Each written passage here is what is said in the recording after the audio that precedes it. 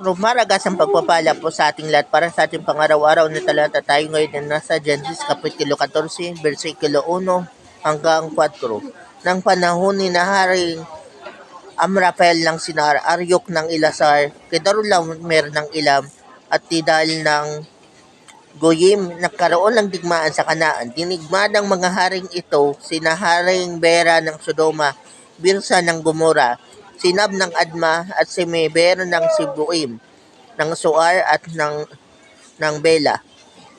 Sila ay 12 taon na nasakop ni Kedorlaomer, ngunit ng ika-13 taon nagkaisa silang umaklas laban sa kanya.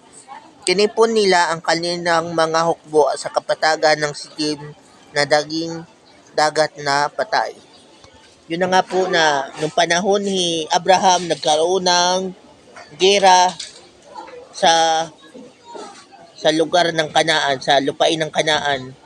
Ang sinaunang mananakop si Kedorlaomer, ngunit yung mga sinakop niya nung ika-13 taon ay nag-aklas na sa kanya at linabanan na siya. Pero kung babasahin natin ng pagpatuloy natin pagbabasa, mababasa natin na tinalo yun lahat ni Kedorlaomer, ni Haring Kedorlaomer. Bagamat ganun ang nangyayari, nagkaroon ng gera ng panahon ni Abraham, si Abraham ay iningatan pa rin ng Panginoon.